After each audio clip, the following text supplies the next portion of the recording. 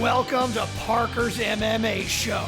If you want to learn about all things going down in the fight world, you've come to the right place.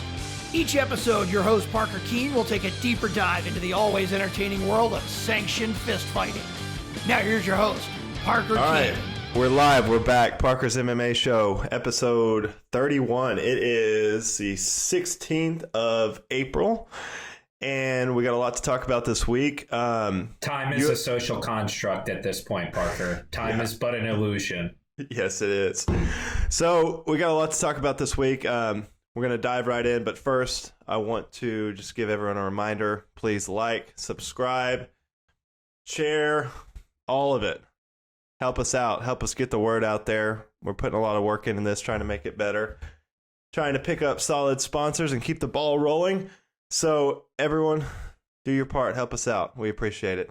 All right, Billy, let's jump right into it. So I'm your host, Parker Keane. This is Billy Nayden, the co-host, Corona expert, and we're going to get right into it. All right, UFC 249. We're going to jump into the fallout real quick, and then we're going to talk a little bit about a possible event on May 9th. We don't know yet. So UFC 249 obviously fell through due to the coronavirus. In the end, Disney and ESPN pretty much put the clamp down on the card and told Dana it was a no-go. Billy, what were the biggest lessons we learned from the roller coaster that was UFC 249? For me, the big takeaway is that, you know, when you run towards regulation, when you want to be legitimate, when you want to be kind of part of the greater sports landscape, you give up your right to kind of be the underground or the boundary pusher or the person who's kind of willing to do things, you know, maybe not in the most legitimate way. And we saw it on full display. Like, you know, Dana was ready to go. I think if this event was happening 10 years ago and the pandemic was happening 10 years ago, we would have gone forward with it. I just think, like, with that level of legitimacy comes also a level of, you know, having to follow the rules. And I think we saw that on full display with 249. All right, so obviously the last 3-4 weeks have been crazy, just up and down, drama everywhere. What, in your mind, were some of the darkest and maybe most bizarre moments from this whole situation that was UFC 249? I think for me, what was most bizarre about it, honestly, is the kind of adversarial attitude that Dana White had about the whole thing. It was kind of like, everyone's against us. Everyone wants to stop us from doing the right thing. You know, like a lot of like blaming like the DNC and like, you know, a bunch of like really high up people that clearly don't care that much about MMA. Right. I just thought that whole like kind of us against the world mentality was really weird to me, considering, you know, how far we've come, especially in the past 5 years in terms of MMA growing as a really legitimate athletic entity.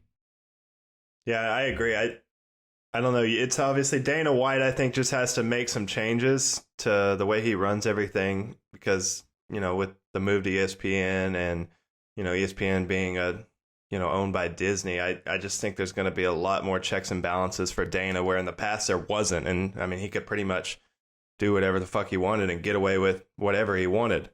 So I think it was a little bit of a humbling situation for Dana, because that's really the first time that he's been just flat out shut down like that on something that he's been so dug in on.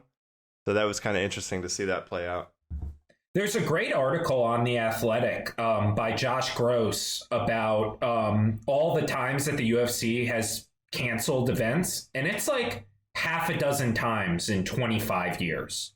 Like, this never, ever happens. The UFC does not cancel events for anything. I mean, if you remember, like, when we had the whole Vegas shooting a couple of years ago at the concert, like, the UFC ran a pay-per-view in Las Vegas, like, 6 weeks later. I was there.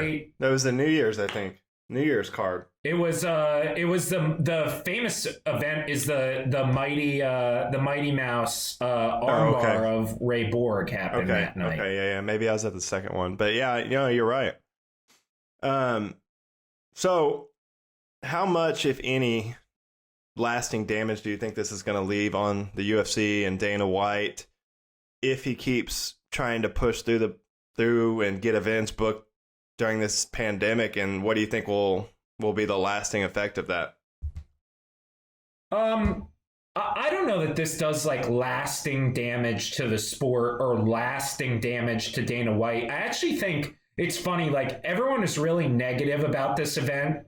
And then once the event actually got canceled, I felt like people were like, well, you can see what Dana's trying to do. You can see why he's trying to put an event on, kind of thing.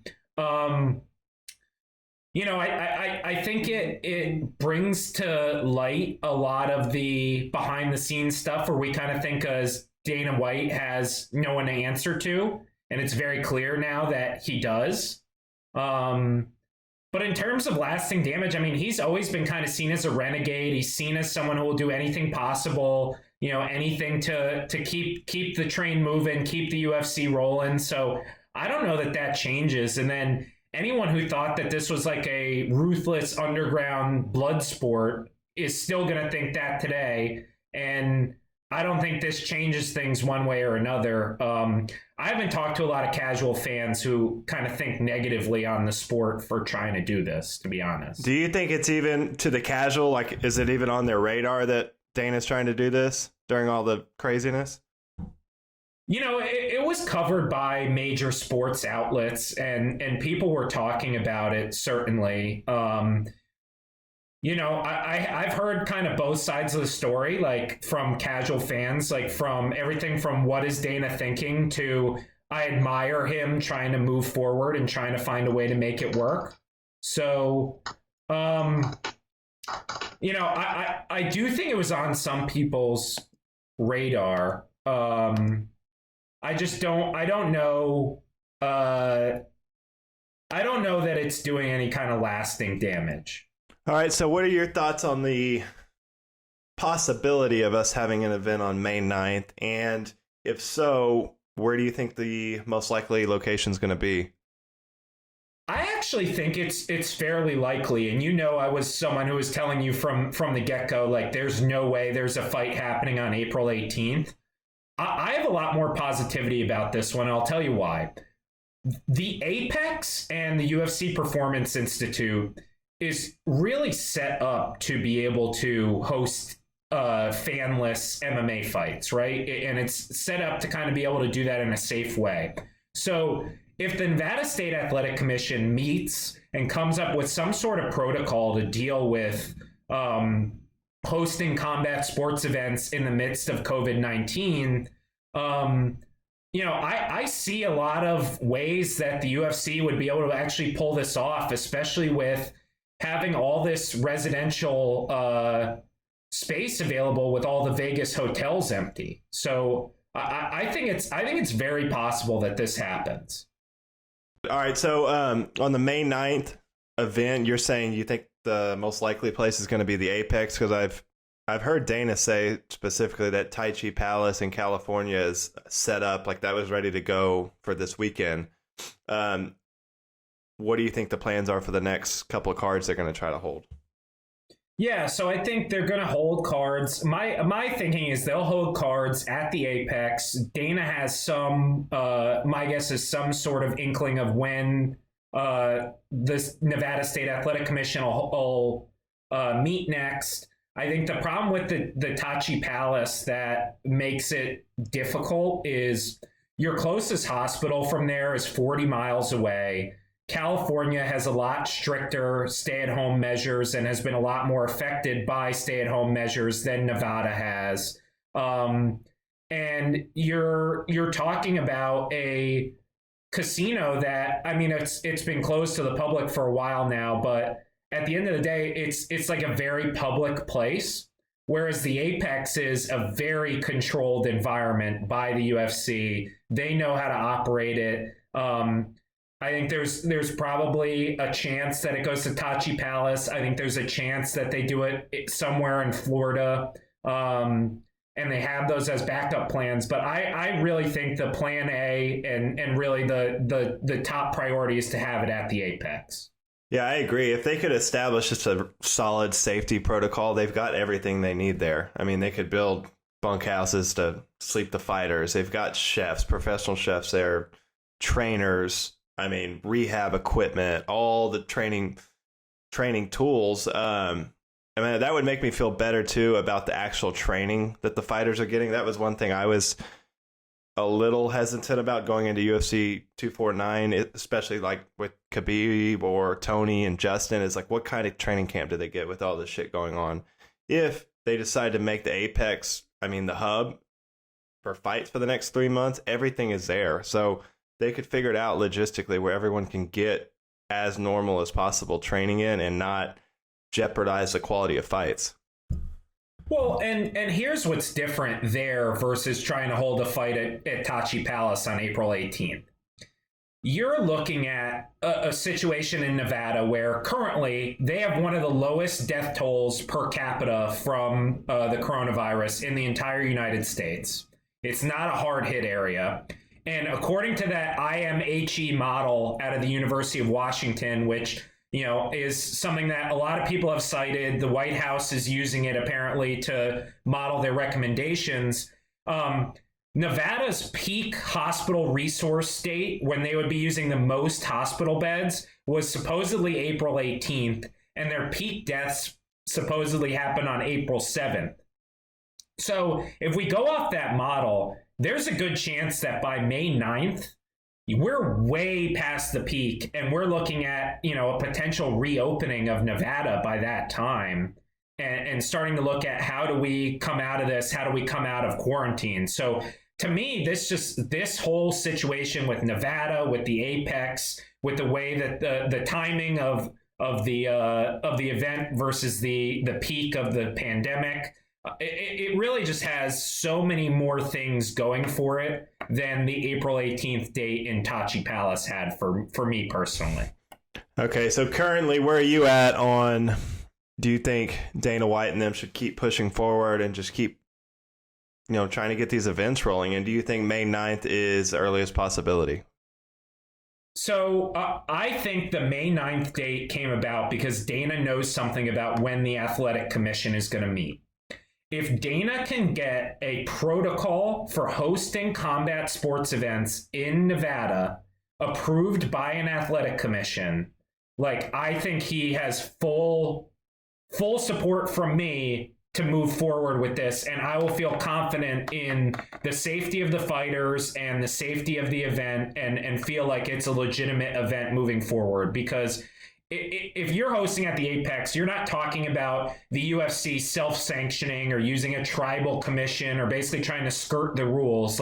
This is all very above board, and it's really done with the utmost safety protocols in mind, as safe as you possibly can be with a cage fight during a pandemic. So is the commission set to meet in the next couple weeks? The public does not know this yet, but I would imagine if it's even coming up that they would potentially use the Apex, Dana knows that the commission is going to meet, because that's the only way that they would be able to have that happen. Okay. My next question, if Dana's able to pull off this May 9th card and the UFC and MMA is the first sport back to action, what does that do for the company, the sport as a whole? Because in my eyes, I mean, MMA, combat sports in general, is the easiest sport to get back in action, opposed to the team sports, baseball, hockey, the NFL, NBA. There's just so many more moving pieces in those. So what do you think, if anything, this will do if the UFC is able to pull this off on May 9th for the sport? Yeah, the only maybe two sports I would say would have an easier time than MMA, and it's simply based on the amount of contact, would be golf and tennis. Would probably have an easier time coming back. But I think MMA, if the UFC is able to pull this off, I think they open up the door for boxing specifically to also host events. I know Bob Arum has talked about potentially hosting events at the Apex, actually. So I could see that happening. But as far as the team sports go, I don't know that the UFC holding an event does much to move the needle for the team sports, because number one, they don't really look to MMA as like any sort of a signal of someone they should take their cues from. They, I think, consider themselves kind of above MMA in terms of the hierarchy of sports in the country. And then the second part of it is, you alluded to it, but when you have teams, when you're talking about, 13 guys on a basketball team, 20-something guys on a hockey team, 30-something guys on a baseball team, 50-something guys in football, you're really looking at a completely different scenario than what the UFC has, where they can easily limit this to, a select number of people who are really essential to make the event go off.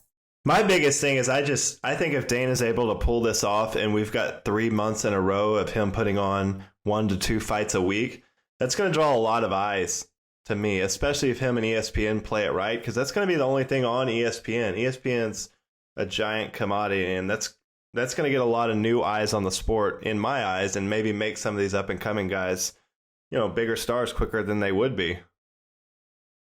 It's certainly possible. Like, it's not something out of the question. I go back to the fact that, like, UFC Brasilia did not do stellar numbers on ESPN. But it was also a hardcore card at best. If you get some of these big guys, Israel Adesanya, Masvidal, Gaethje, Tony Ferguson in front of a gigantic ESPN market, I mean, I think those guys could take off, and that's nothing but good for the sport.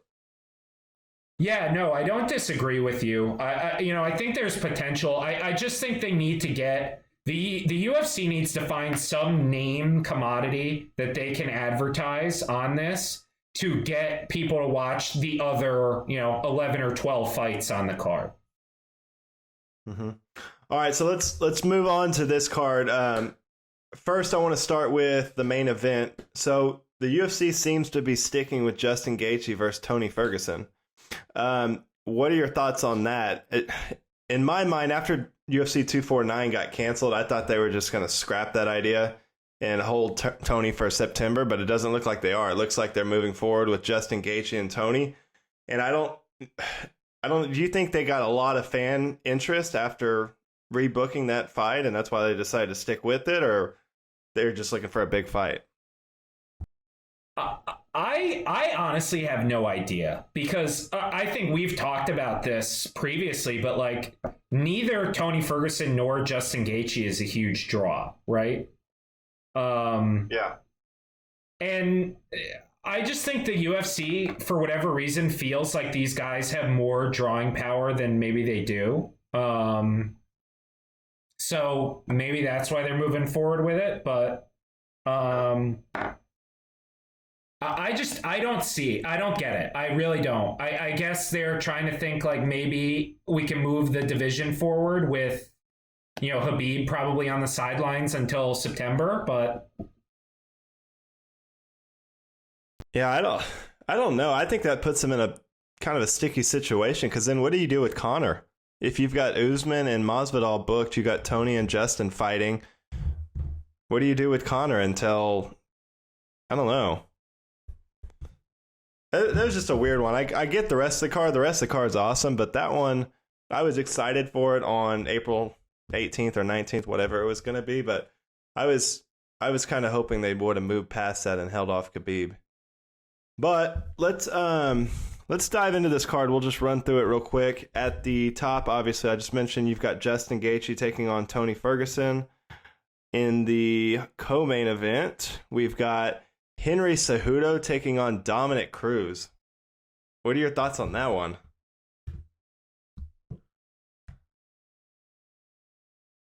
Do you think that's real?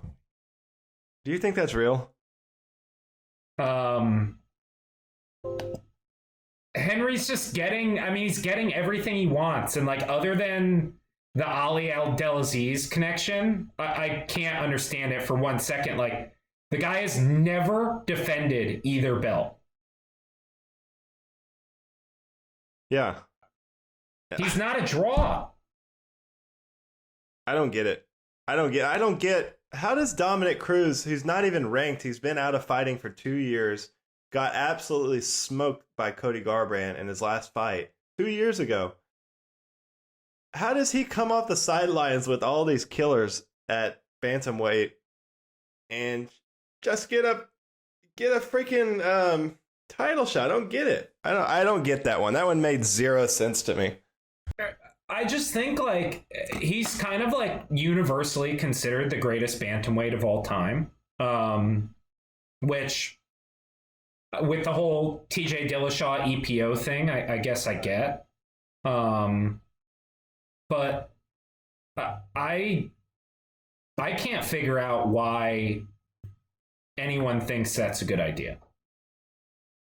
I don't get that. So that's your alleged co-main event. Featherweight title belt, Amanda Nunes taking on Felicia Spencer. We talked about this a little bit after this was originally booked, but I think if they're able to put a big card on, it's a good idea to get Amanda in front of a lot of eyes. She's so fucking terrifying. So that's going to be a dominant win, I think, for Amanda. And then bombs away heavyweight clash. You've got Rosenstruck taking on Francis Ngannou. That's an awesome fight. Someone's getting knocked out in that fight. Jeremy Stevens versus Calvin Kattar. We talked a little bit about that one. That's a great fight as well. You've got Cowboy and Anthony Pettis, which to me is a great matchup. Both of those guys. We've been calling for that fight for a long time. Yeah, when I went through the rankings this week, later on this episode, me and Billy are going to do kind of a deep dive into all the weight classes, but those two guys are kind of the odd men out at 155 and 170. Both of them, I mean, there's no one that's just that I'm, calling for them to fight. So I think that's a brilliant matchup. Stylistically, that's a fun fight, especially if that's going to, I guess that would be maybe open the main card. You've got Greg Hardy and Jorgen De Castro. Someone's getting knocked out there. You've got Alexei Oleinik taking on former champ Fabricio Verdum. That's kind of an interesting fight. Old man grappling. You've got old man over 40 grappling league. Carlos Esparza, the Cookie Monster, taking on the Karate Hottie. That's a fun fight. The one I was looking forward to on this weekend's card, Jacare taking on Uriah Hall. My number That's one an awesome fight. card. This is my number one fight. Yeah. I am more excited for that fight than I am for the Ngannou Rosenstruck fight. Of the non-title fights on this card, that is the most exciting one to me. Like, those guys both bring it and can both knock you out, and Jacare can submit you. I want to see what Hall looks like after he's had some time at Fortis down here in Dallas. That is a really exciting fight to me. I've got a banger coming up next. Vicente Luque versus Nico Price. That's going to be a fun fight. That's going to be a crazy fight. Both of those guys freaking bring it. Do you see the video of Nico Price taking I think it was a lead pipe to the nuts in his Diamond MMA cup? That's awesome. Him and Tony Ferguson are very similar. Very strange guys, and they can hurt you from anywhere. I really like Nico Price. I think I put him down as my dark horse in that division. And then Bryce Mitchell with his nuts stapled together, taking on Charles Rosa.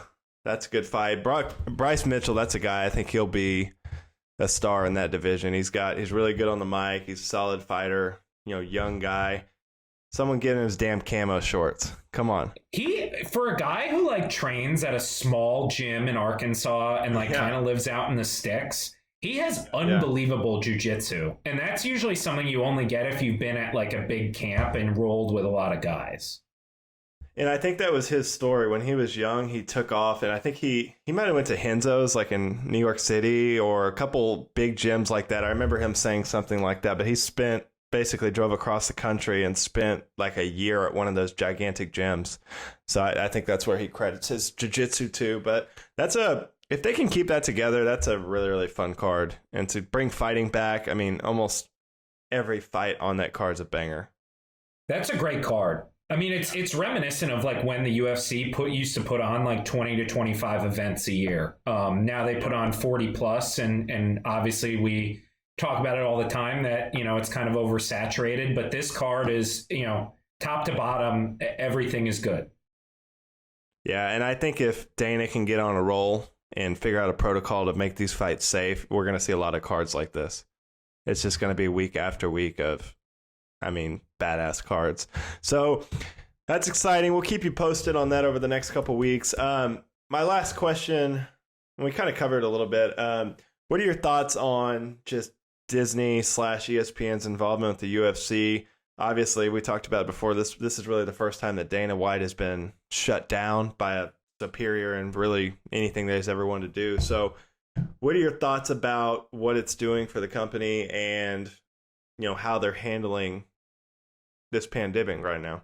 Like I said earlier, like when you want to be with the worldwide leader, like MMA is now, like you have to be totally above board, totally legitimate. And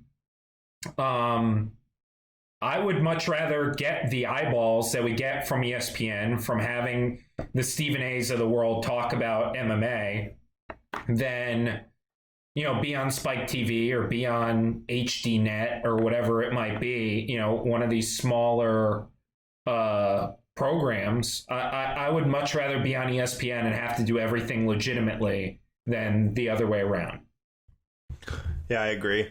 All right, last thing revolving UFC 249 and this upcoming card. What's the latest on Fight Island? So, from what I've heard, it's supposed to be ready in a month, right? Or it's 6 weeks. That's what Dana said. Huh. There's no leaked information on the location or the island or pictures or anything yet? So what I have heard from, sources kind of close to the vest, I guess, is, Dana is basically like building infrastructure on an island that somebody owns and setting it up to be able to host and broadcast fights from that island. I just think the thing that we have to remember, as cool as like Fight Island sounds, like, don't forget the lessons of Fyre Fest so quickly. Like, you have to literally import everything. Everything. Like, you have to get generators if you want electricity. Like, every single thing that you need to run a fight needs to be brought onto that island. And then you need to bring all the fighters onto that island. Like, that can get very expensive very quickly. So I have a lot of questions about if fights ever actually happen on Fight Island, but I do believe that Dana has secured an island and has started building infrastructure on it. I love Dana. He's the best. I think it's even a cool thing, even if they just do it 2 or 3 times a year throughout the year, just to host fights. And soup it up, make it look like the Pro Bowl, something. I don't know. Just make it look cool. Little something different. It would separate them from the other organizations, Bellator and the PFL and Ryzen. Just be something different they could do and have a little fun. All right, Billy, you've got a read to do. All right, man. Well, I know there's a lot of uncertainty going on with the pandemic, but something that's not uncertain. Support for Parker's MMA show is brought to you by Manscaped, the best in men's below-the-belt grooming. Manscaped offers precision-engineered tools for your family jewels, like this bad boy, Parker, the Lawnmower 3.0. I know I've been using my Lawnmower 3.0 during quarantine to make sure my man parts are freshly groomed when I'm stuck in the house. This third-generation trimmer features a cutting-edge ceramic blade that prevents manscaping accidents. You know what that means? No cuts, nothing. Millions of balls are about to be nick-free because of Manscaped's advanced skin-safe technology. And you know what? If you're listening right now, I want you to experience this firsthand. Get 20% off and free shipping, Parker. I'm giving you both. All you have to do is use promo code FIGHT on manscaped.com. That's right, 20% off, free shipping, and all you have to do is type in FIGHT, FIGHT, as your promo code on manscaped.com, and you will get this lawnmower, a bunch of other cool stuff, ball deodorant, ball toner. They had a toiletry kit. They got boxers. They got t-shirts. They got it all.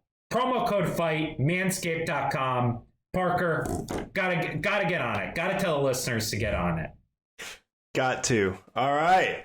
Let's dive into segment number 2. So, with not a lot of certainty around fights, me and Billy are going to try to mix it up the next couple of weeks and do some different stuff. So, this week we are diving into all the weight classes. What are we going to do? 115, women's 115 through lightweight this week?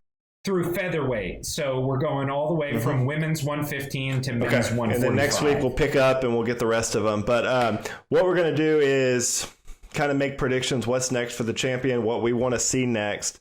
The most important contender fights that need to happen when everything gets up and running. Both of us are going to make, a prediction for who the champ's going to be in 2021. And then we're going to talk about who we think is a dark horse of the division. So, Billy, get us rolling with women's strawweight. All right. So with women's strawweight, I think there's 3 key matchups that need to happen that kind of move the division forward, right? The first one is we need to see the rematch of Zhang and Joanna. I think that fight was one of the greatest women's fights of all time, probably the greatest women's fight of all time. We need to see a rematch, very close decision. Think you could headline a pay-per-view with that, honestly.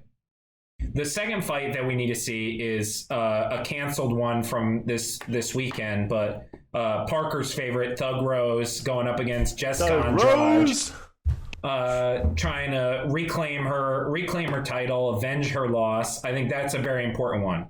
And then the third one is we need to get Tatiana Suarez back in action. We've talked about Tatiana Suarez as kind of a future champ in this division for a long time. And it's time for her to fight someone who's kind of in that top 5 range. So I would like to see Suarez fight either Nina Ansaroff or Claudia Gadelha in her next fight and kind of solidify herself as the number 1 contender at 115. Parker, what do you think about those 3 matchups? I want Thug Rose back in the title picture. I don't give a shit really to see Thug Rose versus Jessica Andrade again. I went back and watched that fight 2 weeks ago, and Rose just absolutely picked her apart. And it was one of the most unfortunate losses I've ever seen in UFC history. I would like to mix it up. And I want to see Rose to fight for the title next. She's been out. She, to me, is top 2 or 3 best women's fighter on the planet. I think she's right up there with Valentina and Amanda Nunes. So I want to see Rose go straight for a title shot. I want to see Joanna come back and get a win and then set up for a gigantic fight against Weili Zhang or Rose. For Rose, it'd be the trilogy. For Weili Zhang, it would be the second fight of what I think is a top 5 fight of all time. I think I've changed my tune a little bit on this. I think it's just a little early to burn that fight. I want to see that build up again. I want to see Joanna just come out there and absolutely smoke someone, get her confidence back, and then just set up a gigantic fight, maybe at the end of the year at Strawweight. So those were the 2 matchups that I want to see. I agree. Tatiana Suarez she's one of my dark horses in this division. She just hasn't been able to stay healthy. She's got a nagging, I think, neck or back injury that's kept her out. When she's right, she's very, very scary and to me can take out anyone in this division. So if she's going to make a comeback, I would like to see her fight Andrade, and then let's kind of let those 3 girls, play it out, because I think those are your best 3 fighters at Strawweight: Weili Zhang, Rose, and Joanna. So that's what I'm looking for. Who do you think fights the champ next?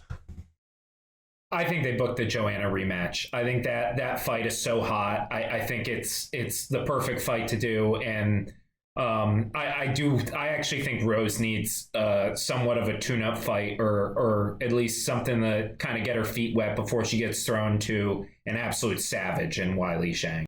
I think Rose, she's said forever that she doesn't want to fight past 30. And she thrives in the chaos. She grew up in a crazy, chaotic environment. I don't know. She's just as cool as it comes under pressure when she's right. She's got some mental issues and stuff, but I want to see her just thrown back into the fire. And if she can come back and beat Weili Zhang, who everyone thinks is, unbeatable right now, she would be right back on top of the world, I think. So Rose is my next title contender. Who's the dark horse in the division for you? For me, I'm going to bring up someone who I feel like we haven't talked about in a while, but I think Cynthia Calvillo could one day be champion of this division. 2 years ago, I was all over her. You know, she was vicious when her first couple fights in the UFC. Wrestling background, I mean, she's 5-1-1 in the UFC. Like, it's not like she's struggled. Did she have a suspension or something? Years old. What? I think she had like a marijuana suspension or something stupid. Yeah, she had a marijuana suspension. Yeah. She's been at Team Alpha Male, but she's apparently separated from them and is looking at changing camps. Like, I would love to see her get with either a Henry Hooft or a Duke Rufus or a Rafael Cordero. One of these kind of Muay Thai. What? Faraz Sahabi? Faraz is a little too wrestling focused for me. I want to see her get involved with like a real Muay Thai focused camp. Okay. Really very up her striking. Even a Jackson Wink would be good for her, I think. And kind of marry that with her wrestling and kind of become this really dangerous striker at strawweight. I think she's got all the athletic tools to do it. So who did you have as a dark horse? If Tatiana's healthy, she's my dark horse. If not, Rose. I think everyone sleeps on Rose because I don't know why. I think she's just been out of the limelight for the last year or so, and everyone kind of forgets how good she is. I mean, she knocked out Joanna the first fight. I was there live, Madison Square Garden. That was crazy. And then she outstruck Joanna, I mean, decisively. I thought in the second fight. So in my eyes, she's still the best fighter at 155 or 115, sorry. And she's a huge superstar. And I think the UFC has maybe 2 or 3 more years to capitalize on Rose, and she's retiring. After that, she's done with the sport. So I think the time is now, and I don't think risking her getting slammed on her head again with Jessica Andrade is smart. I would like her thrown right back into a title fight. Do you see any super fights in this division over the next year? We talked about this before. If they make the rematch, we talked about this after the Joanna Weili Zhang fight. If Weili Zhang can go on a run, I would like to see her move up and fight Valentina. I think Rose and Joanna are too small for Valentina. So that's really the only super fight I see. In my eyes, the trilogy fight between Rose and Joanna is one of the biggest fights you can make in women's MMA. Period. So those would be the 2 super fights I see. Yeah, I think in order for me to be happy and want to see Zhang go up and challenge Valentina, I think she needs to take out Joanna for a second time, Rose, and Tatiana Suarez. And then if we look around and kind of say there's not really a contender here, I'm then comfortable with her going up to 125 to challenge Valentina. Yeah, I think Rose is the biggest question mark in that division. If she's right, I don't think anyone touches Rose.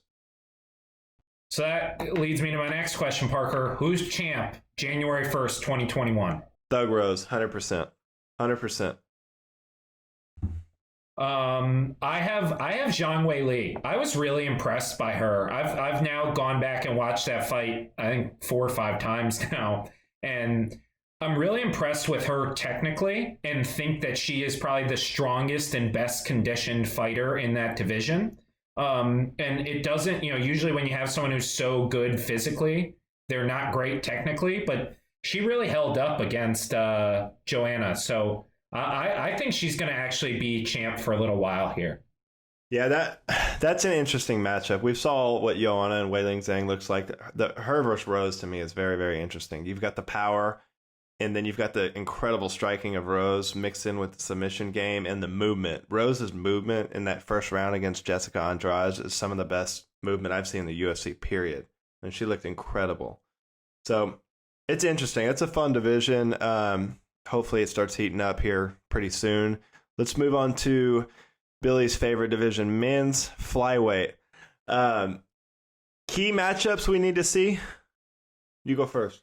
Yeah, so the obvious one that needs to happen is Figueiredo needs to fight Joe Benavidez again. Obviously, we saw that at UFC Norfolk, but Figueiredo missed weight and then knocked out Joe Benavidez. So we need to establish who the champ is at 125.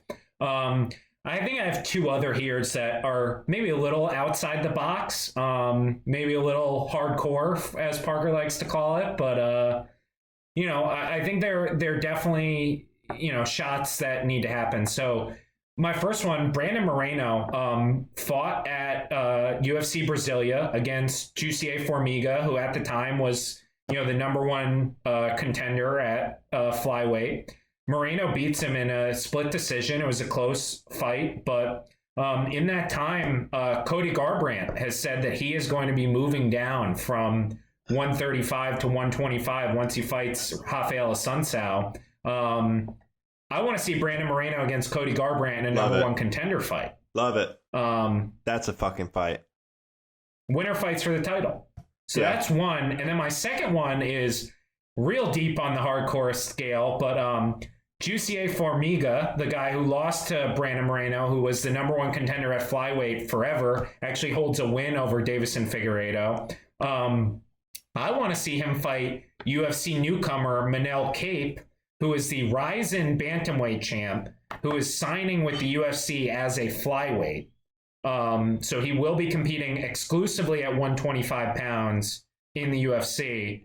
I think that's a perfect fight for him to just right off the bat. He wins that fight. He's probably going from his UFC debut to a title shot. I think that's a perfect fight for him. No, I agree. Yeah, I didn't go that hardcore. I think I might have put him in my dark horse category.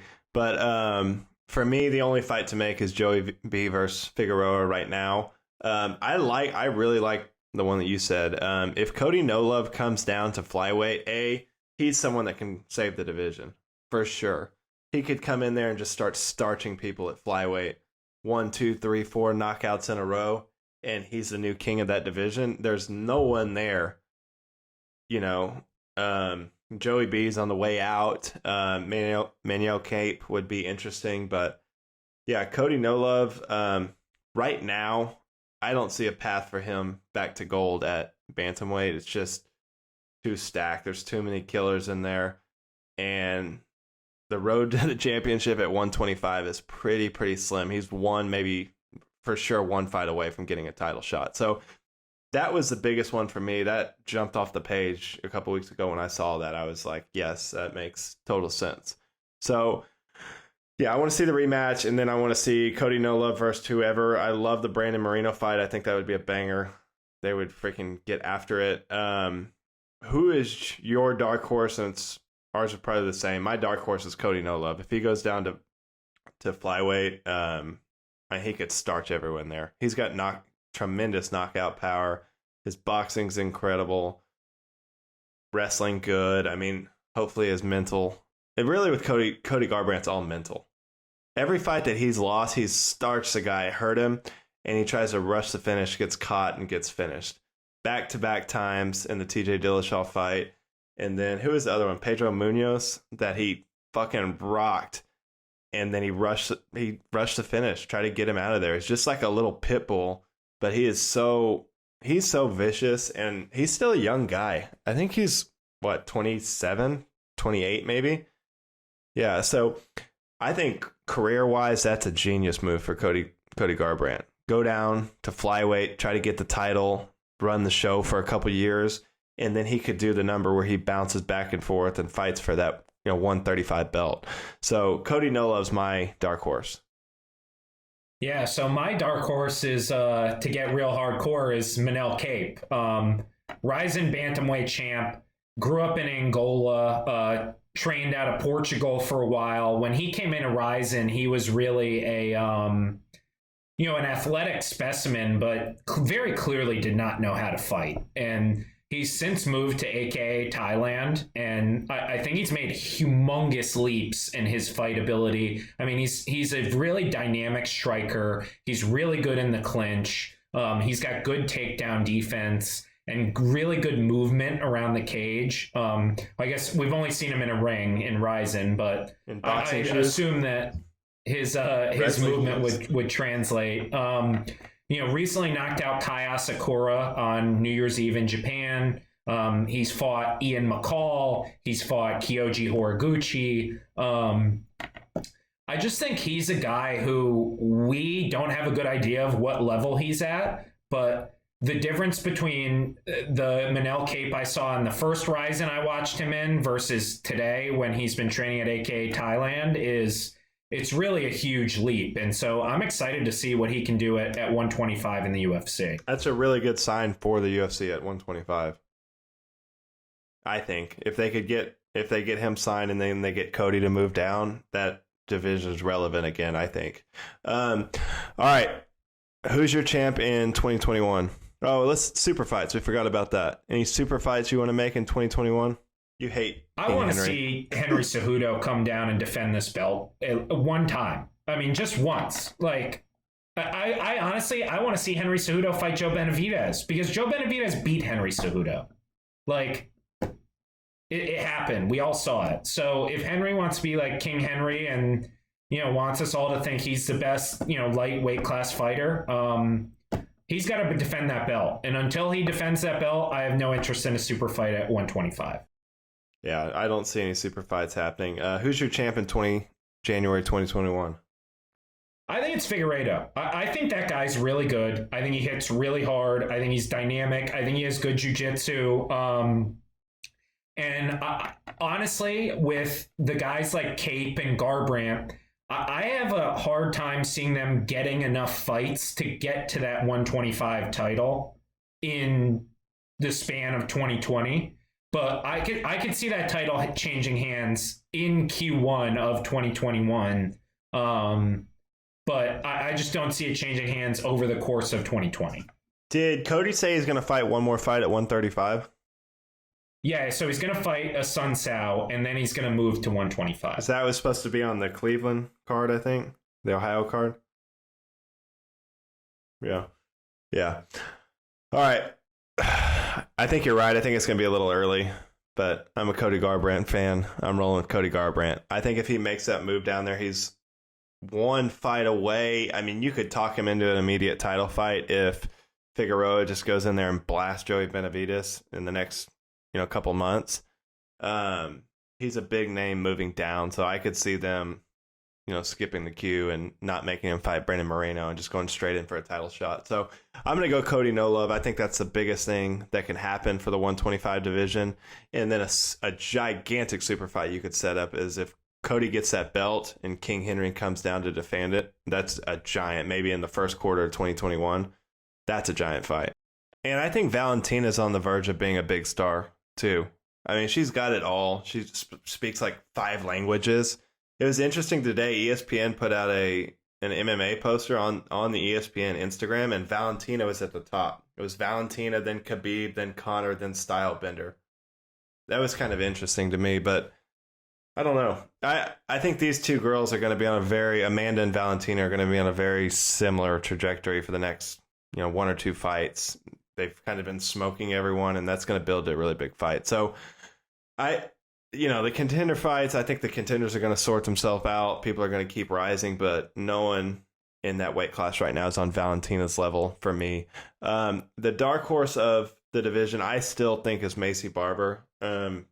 She's 20. I think she's 20 years old. She just tore ACL against Roxana Modafferi, but she's got a lot of potential, and she could be the next coming of Amanda and Valentina. I think she's got it all. She's super athletic, and she's going to be a really big problem for a lot of these girls. So that's, I think she's probably still 6 or so months away from being able to fight again, but that's my dark horse in this division.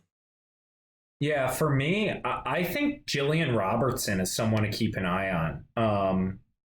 I think she's someone who is now training under Dean Thomas. So he's left ATT and she's going to train privately with him. So I think that helps her. And, she's 4-2 in the UFC. She has the most fights at Flyweight. She's only 24 years old. Like, she's really, really young and has a long way to go. but seems to be taking the right approach to her career and has good people around her. I definitely think she's someone to watch. I'm not saying that, over the next 12 months, Jillian Robertson is going to beat Valentina Shevchenko, but I think it's someone who could be a mainstay at 125 for a long time.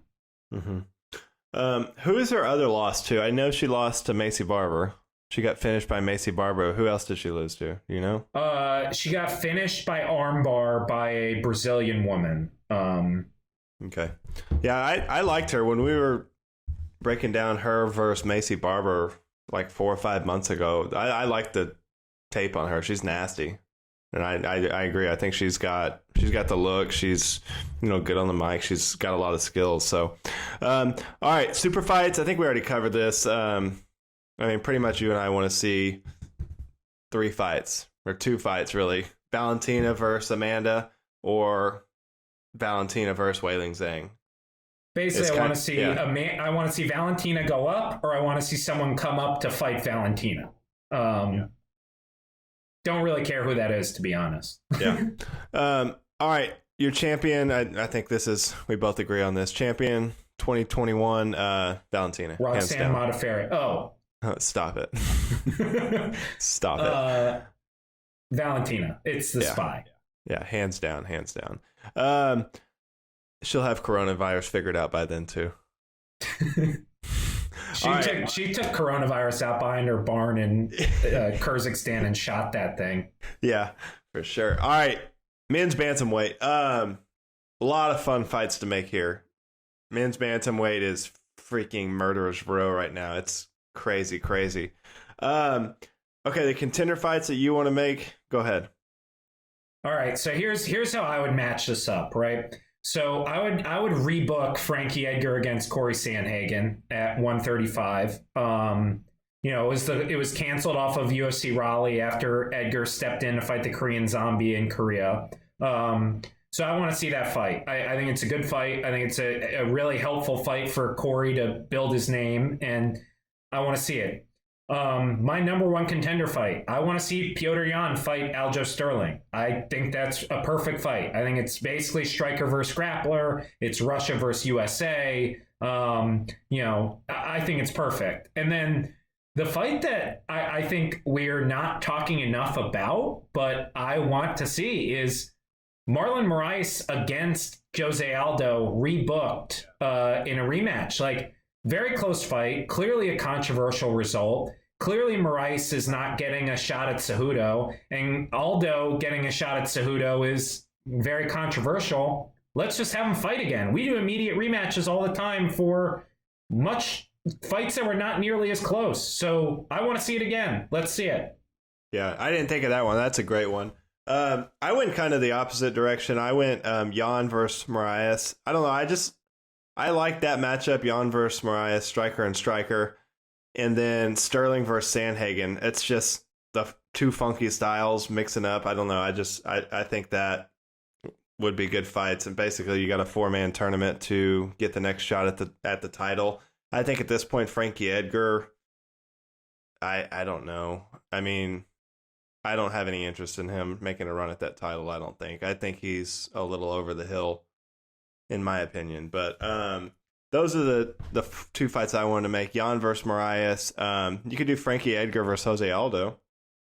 Yeah, I've already seen it, though, and it's ugly. Yeah. Well, Jose Aldo doesn't throw leg kicks anymore. So, all right, let's get into this. We talked about it a little bit, but I see no possible rhyme or reason Dominick Cruz should get a title shot off a 2-year layoff after getting embarrassed by Cody Garbrandt. It's very simple to me. Like, Henry Cejudo is represented by Dominance MMA, Ali Abdelaziz. Clearly, Ali Abdelaziz is the only guy who's not like in the government or a Disney executive who could tell Dana White what to do. And they wanted Dominick Cruz. They wanted Aldo first, and if they can't get Aldo, they'll get Dominick Cruz. They believe he's the biggest possible name that they could fight. And so that's what they're doing. Yeah. No, I mean, I see for King Henry, it makes all the sense in the world. I mean, he's basically just sniping out legends. He took out TJ Dillashaw, so if Dom Cruz wasn't the best bantamweight of all time, TJ Dillashaw's right there. Then he takes out, who did he take out next? Why am I blanking? Moraes, but he did it because, well, he took out Demetrius Johnson. That's right. He took out Mighty Mouse, then TJ, then Moraes. Then he's going after Jose Aldo, Dominick Cruz. If you put that 4-fight win streak together, it's pretty unbelievable. We can talk all the shit we want about King Henry, but taking out those 4 guys in succession is pretty damn impressive. Look, it is impressive. And like Dominick Cruz, I know he's been out a while, but I mean, he's still a great fighter. I mean, he's a great technical fighter too. Like he's never been overwhelmingly athletic. So, you know, I'll give Henry credit if he beats Cruz. I do think he's ducking the top contenders though, but that's you could do that, say that about basically any division in the UFC. Yeah. All right. So who's your dark horse? So to continue with my deep dives into these divisions, we need a hardcore ticker. He's 3-0-1 in the UFC. He's unbeaten in 8 fights. He's 22 years old. Chinese guy who trains at a Team Alpha Male. He hits like a damn truck for a 135-pounder. He's got good counter punching. I really like Song Yadong, and I think like he's at a perfect place for a guy his size to learn wrestling, which is often the hole in the international fighter's game. I think he's got a chance to be a really complete guy, and he's clearly got the striking and punching power to be a force at the division. So I really like Song Yadong. Sugar Sean's my guy. I don't think he's going to rush and take fights that he's not ready for, but I think he's 1 to 2 fights away from breaking into that top 10. And he's a guy he's a 6 foot tall bantamweight with crazy striking. His jiu-jitsu has gotten really good. Obviously highly, highly marketable. I think he could be a huge superstar. So Sugar Sean was mine. Marlon Chicho Vera, I like him. He's just nasty. I would like to see him and Sugar Sean fight, actually. So that's a guy that was booked before the Osterine thing. Yeah. So I wouldn't be opposed to seeing them run it back. And then Cody No Love's kind of, man, he's a guy that if he could put it all together, he's still, in my eyes, he could be champ.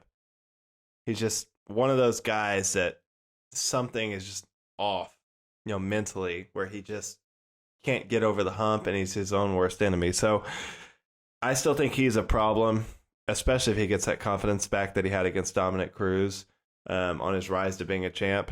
But yeah, so who's your champ 2021?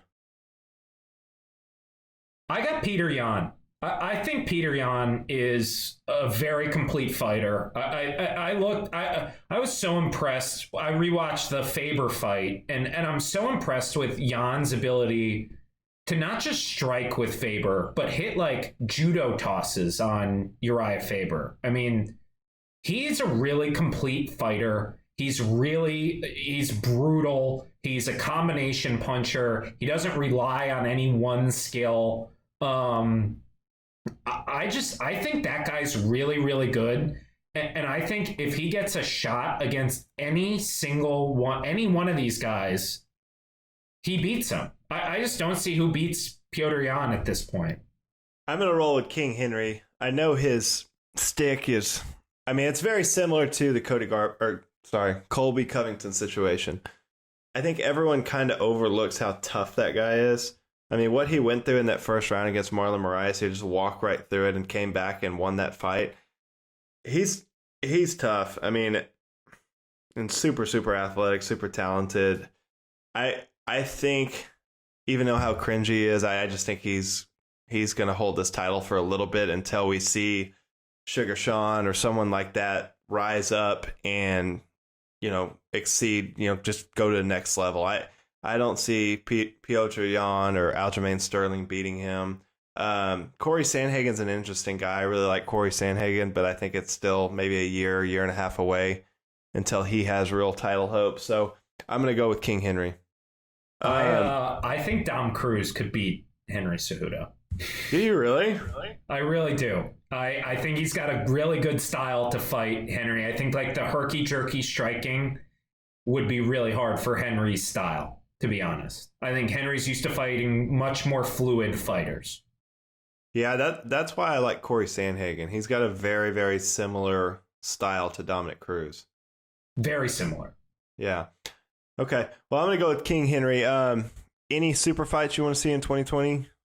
I actually think this weight class is the most likely of any weight class in the UFC to be involved in a super fight. So I could see a 125er moving up. I could see a bantamweight champion moving up to fight at featherweight, especially if Volkanovski is champion. Which 125er? Well, if Figueiredo is still, if he beats Benavidez and maybe gets one other win, one other defense under his belt, like I could see him wanting to go fight Henry Cejudo. I mean, yeah, I think Cody Garbrandt's the one. If he can get in there and get that title, he can set up some gigantic super fights. He's got the name, his former champion. I just don't think, after seeing, how Henry is playing this, basically just going after legends, I don't think he's going to take a fight with Deiveson Figueroa. But no, I agree. I think this division is primed to move up or down, and there's just so many options, and it's craziness. Well, and okay, so, there's 4 guys here who I think could, very realistically become champion soon, who would all be huge draws for a super fight. So Henry, Jose Aldo, Frankie Edgar, and Dom Cruz, any of those guys get involved, I could see them, either a 125er moving up or them moving up to fight at 45 and trying to either get their belt back or get a second belt. Mm-hmm. I see Henry going up for a third belt. I could definitely see that happening. I don't know. Not when he loses to Dom Cruz, though. I love Dom Cruz. I hope Dom Cruz knocks him out. All right. Let's move on to Billy's second favorite weight class, women's bantamweight, where we've got the champ, the GOAT, Mike Tyson of women's MMA. Amanda Nunes is the current champ. What are some key matchups that you want to see in the next year? So my first one is a fight that was already booked that I view as a number 1 contender fight at 135. I think whoever wins this fight is fighting for the title next. Juliana Pena, the Venezuelan vixen, taking on Aspen Ladd. I know Ladd got knocked out by Jermaine Durandamy, but I think that's a really good fight. I think Ladd is, as close to an up-and-comer as we have in this division, and Pena's obviously got great jiu-jitsu and is a great fighter, and so I want to see that fight. The second one I want to see is Irene Aldana, who recently knocked out Ketlin Vieira, who's kind of supposed to be the heir apparent at 135. Aldana knocked her out. I want to see her fight either Holly Holm or Jermaine Durandamy, the last 2 victims of Amanda Nunes. I want to see them play gatekeeper a little bit and see if Aldana can do it. And then Raquel Pennington, who lost to Nunes, I want to see her fight Ketlin Vieira and start to round out that top 5 and kind of figure out, as some of these contenders age out of the division, where are we at exactly with who our top 5 women at 135 are. Right. All right. So next for the champ, we've got Felicia Spencer. Thoughts on that fight? It's at 145, which I think does help. Spencer's obviously a great grappler. So that'll be a little bit different. I know we saw some of Amanda's grappling in the GDR fight. We've seen it at UFC 200 in the Misha Tate fight. But Spencer, I think, is kind of a grappling first fighter, which is maybe a little different for Amanda to fight. But I just don't see Felicia having a chance. I don't know who does have a chance even. But I'll watch. I mean, you'll watch her starch these poor women. All right, dark horse in the division. I said Amanda is the only horse. I So number one, I would like to see Amanda fight another 135 title defense before booking that super fight against Valentina we've talked about a million times. I still think there's depth in this division. I think there's women who will give her problems. I think it was a dominant decision win against GDR, but she didn't finish her. So I do want to see it. My dark horse, though, Macy Chasson out of Fortis MMA here in Dallas. I keep giving these guys love, but Macy is 4-1 in the UFC. She's only 28. I think she's had 8 total pro fights. I think she's had 12 fights total, 12 or 13 fights total, including amateur. She's got a long way to grow, a long way to go. She's massive for this division. She has really good technique for someone who hasn't been training MMA that long. I just look at her as someone who athletically really could challenge some of the girls at the top of this division. So that's my dark horse, Macy Chasson. All right. Who's your champ in 2021? It's still Amanda Nunes. I mean, until someone gives Amanda Nunes like trouble where I'm like, wow, Amanda was in danger. I'm going to keep picking her. All right. Let's move on. Are we done? Or are we doing one more? We have one more weight class, 2 genders. 2 genders. Here we go. All right. Coming down this home stretch here. Women's featherweight 145. Billy, get into it. So the things I'm looking at are Megan Anderson is going to probably fight, whatever newcomers the UFC brings into this division. So that'll be interesting to see her develop, see her grow. I mean, her length and her, kind of athletic ability sets her apart. And she looked really good as a striker in her last fight. So I'm interested to see her growth. And then the second part of this is Cyborg versus all of Bellator. Like, how many title defenses can Chris Cyborg rack up in Bellator before the entire MMA world is clamoring for a cross-promotional fight? So I think that's kind of an interesting subplot of all of this. Obviously, Felicia Spencer's next for Amanda Nunes, and so we'll see there. And then my dark horse here is kind of a twofold, I guess. Not a specific person, but I think a dark horse here is I think Bellator has a better 145-pound division than the UFC. You think so too, Parker? Yeah, I mean, especially how Cyborg looked in her last fight. I don't know. And it's weird, but talk a little bit about the depth. They have Cyborg, and who did she just fight? Julia Budd, who's very good. They have Irene Blenko, who's very good. Leslie Smith. Who's a former UFC they fighter. have more women who I would put in that top 10 category. Yeah. I still think you've got Amanda Nunes and you got Cyborg.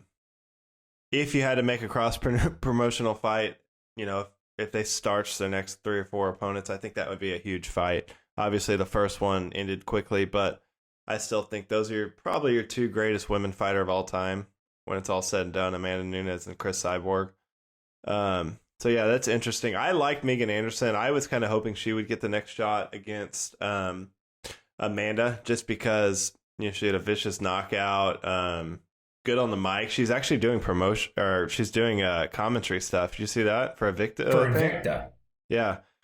No, I like her. I follow her on Instagram. She's solid. I mean, we get it, Parker. We know why you follow me. She's super hot. On Instagram. She's pretty hot.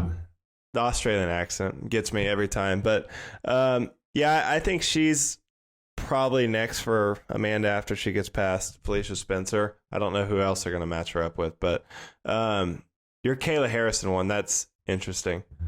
My dream, honestly, is I want a four-person tournament with, after the Felicia Spencer fight, have Nunes versus Cyborg 2, and then have Kayla Harrison fight Megan Anderson, and then the winners will fight of that tournament. That's my dream 145-pound tournament.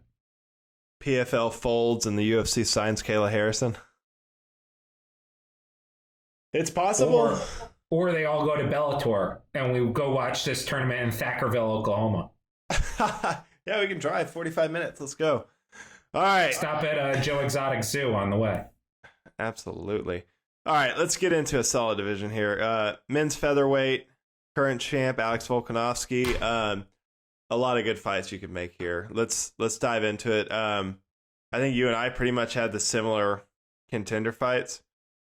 I mean, you have to book Zombie against Brian Ortega now after the whole like rapper beef debacle. It's called K-pop, Billy. Yeah, whatever it is. Come on. Yeah, after Brian Ortega slapped up a K-pop 127-pound K-pop star, you got to make Zombie versus Brian Ortega. That's a great fight. I went back and watched Max Holloway versus Brian Ortega. I forgot how good of a fight that was. That was Max fucking crazy. Up Ortega. Yeah, but Brian Ortega's so tough and he's so dangerous. And yeah, I don't know. I love him versus Zombie. I've been calling for this fight for probably a year. Yair Rodriguez versus Zabit.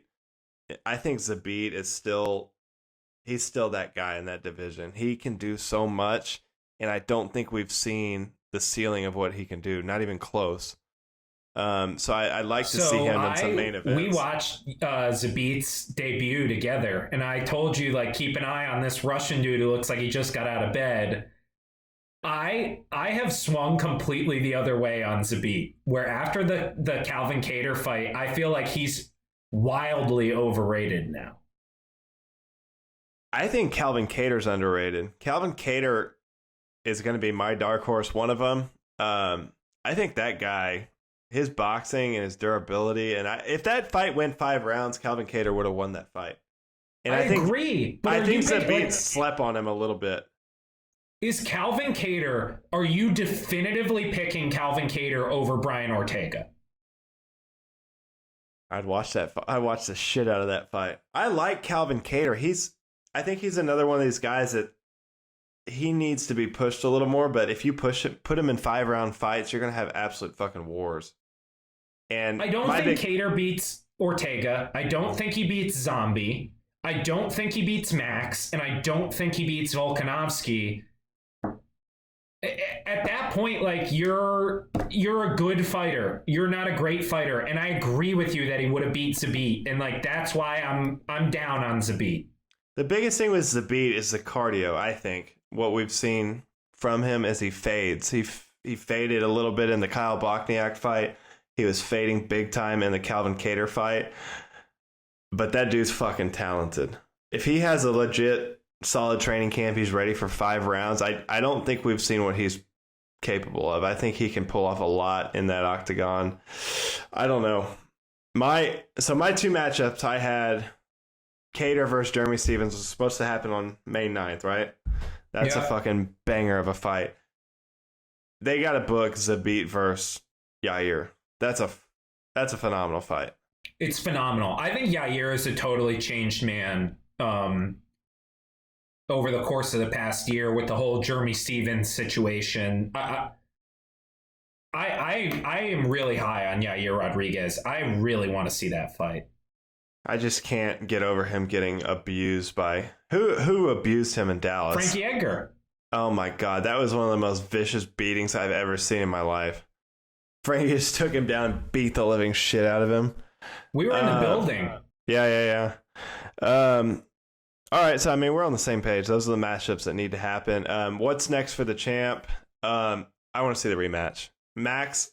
So I went back and watched like the last 3 or 4 Max Holloway fights, and that was not the Max Holloway that we've all grown to love in that Volkanovski fight. I think he just something was off. Something was off, or Volkanovski's just that good. But that was not the Max Holloway that fought Dustin Poirier, Brian Ortega. I don't know. Something was very off where he just could not make adjustments and come back in that fight. I think Max has not looked great against Frankie and now Volkanovski. I think the flip side is like Volkanovski makes people look bad. Volkanovski made Chad Mendes look bad. He made Jose Aldo look bad, and he made Max look bad. So maybe that's what he does. I'm fine with the Max rematch. I think it'll probably happen. But if I'm matchmaking, if I had the choice, I think Korean Zombie has done enough to fight for the title again. Yeah, but then what do you do with Max? Put him on the shelf. Max has fought like a dog for years. Yeah. Like, let him hang out on the beach in Hawaii for a little bit and then bring him back once that fight is all sorted out. Yeah, I think once Khabib leaves the division at 155, I could see Max moving up to 155 too. It's interesting. Yeah. All right. So are we both on the same page? I think Max is going to get that rematch. He's going to get it. Yeah. He's going to get it. I think so too. Your dark horse of the division? So this is a segment where Billy sucks off Fortis MMA for 10 minutes. You got to get a sponsor for Fortis MMA. Yeah. What's the guy's name? Saif? Yeah. Shoot him a DM. 16-1 overall, 7-0 in the UFC. Scheduled to fight Josh Emmett. Fight gets canceled. Not his fault. Beat Nick Lentz, who's a tough guy. Beat Gilbert Melendez, who's a tough guy. He's kind of got everything you look for in these like dark horse guys who are going to make a rise. He just needs to make a push and fight some tougher guys in the division, but he's never even really been challenged in that UFC cage. Like, I've never watched an Arnold Allen fight and thought like, wow, Arnold's in trouble right now. British guy, really funny, great banter. Hope he gets a shot. Second guy I really like, Sadiq Youssef. Yeah. Here's the part where I jerk off Fortis MMA for 10 minutes. Here we go. But he's 11-1 overall. He's 4-0 in the UFC. He's got wins over Andre Fili. He's got, a very impressive win over Gabriel Benitez. The guy he kind of has it. He's got a ton of power for a guy who's 145 pounds. I really like it. I think he's a well-rounded fighter. I think he's really tough. He's got great striking, like all the Fortis guys have. I think he's a potential champion in this division. I could even see them matching these two guys up and kind of seeing which prospect turns out the best. Mm-hmm. No, I agree. Yeah, that was one that I was looking at when we were making these decisions. Sadiq Youssef, he's the man. But mine's Ryan Hall. For whatever reason, I think Ryan Hall gets overlooked because just how he looks. He looks like a Geek Squad employee, and he's just nasty. He's got nasty grappling. He's got a weird fighting style that's hard to predict, hard to just figure out, and no one wants to fight him. The guy just can't get fights. I think he's undefeated in the UFC. He's beat Artem the Goat Lobov. He's beat Gray Maynard, BJ Penn, Darren Elkins. He's now 8-1 as a professional, and he's just a guy that I think for anyone outside of the top 5, that's just a hard draw. Ryan Hall is just a super tricky guy. He trains with Faraz Zahabi, I think part-time, and then where is he the rest? He splits his camp. He's got his own gym. Okay. In New York or something maybe? Or California? Washington, D.C. Okay. He's a D.C. guy. Okay. I like Ryan Hall. I'm high on Ryan Hall. I watched his fight against Darren Elkins, and Darren Elkins was a guy that was making a push for the title at the time, and Ryan Hall just fucking schooled him. Darren Elkins had nothing for Ryan Hall. So Ryan Hall's my number one dark horse in that division. I think he gets slept on a lot. And then for me, Calvin Kattar and Jeremy Stephens, I see those guys as pretty similar. I think both of those guys can go in and knock out anyone in the division, finish anyone in the division. They're very, very similar fighting style. Great. Calvin Kattar has great hands. Jeremy Stephens just has vicious knockout power. He's been around forever. So those two guys are pretty even, I think, in terms of being a dark horse. But those are guys that are right now probably 1 or 2 fights away from getting a title shot. So those were my two. What's your super fights, or do you have any super fights for this division? Keep the 145ers away from super fights. This division is super deep. Like, there's plenty of compelling. We could do compelling fights for the next 5 years. With this division, why would you do a super fight? Who's your 2021 champ? Mr. Chan Sung Jung, the Korean zombie. I think he's clearly taken a leap in his striking. He's bold play. Training full time. I really like his game right now. I want to see him fight. I think it's Max Holloway. I think Max Holloway is going to get that fight against Alex Volkanovski back. I think it's going to be a great fight. But I still think Max Holloway is the best featherweight on the planet. When he's right, when he's Max Holloway, I don't think anyone can beat him. So I'm going to go with Max Holloway. And that wraps up our deep dive, Corona deep dive through the lower weight classes. Next week, we'll be back to jump into the heavier weight classes. As always, this is episode 31, so we're rolling them out. Like, subscribe, share it with your friends, all that good stuff. Billy, any closing words? Oh, no. We lost Billy, but we're going to end it here. We'll be back next week, and we'll keep it rolling. Thanks, everyone, for tuning in. Parker's MMA Show, episode 31. Signing out. Thanks for listening to Parker's MMA Show. Take a moment to rate and review on Apple Podcasts or wherever you get your podcasts, and visit parkerkeansmmashow.podbean.com for additional information on Parker and to stay up to date on the latest drama in the fight world. For more information and important links about today's episode, check out the show notes.